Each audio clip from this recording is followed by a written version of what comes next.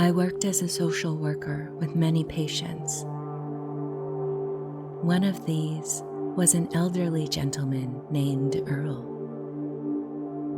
On one particular day, I happened to pass by Earl's room and noticed he was not just staring at his closet, but that he seemed to be having a conversation with someone, although there was no one in the room. Slowly, I entered and attempted to walk closer to him without disrupting the conversation. But Earl turned and looked at me and smiled, and then turned back to the closet and stated, "Excuse me, gentlemen, I have a visitor." Completely caught off guard by the clear speech Earl had uttered to someone else in the empty room, I apologized and stated that I didn't mean to interrupt and that I had just heard him talking to someone.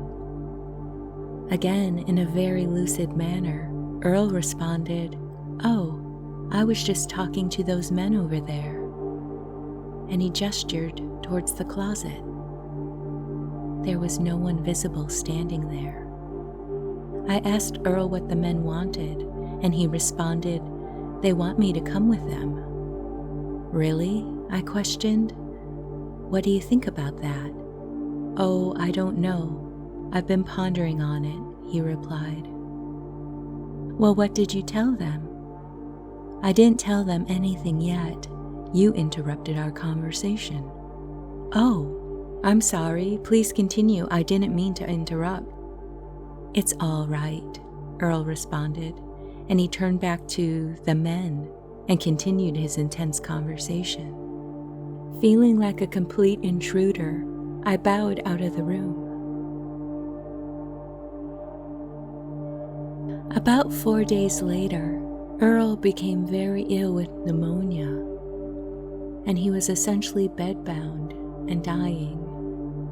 On day 7 of his illness, his wife was sitting at Earl's bedside, and I recounted the story of the events in his room. With tears in her eyes, Bonnie incredulously informed me that about 2 weeks ago, Earl had told her that his 2 good friends, Bud and Frank, had been to the nursing home to visit him.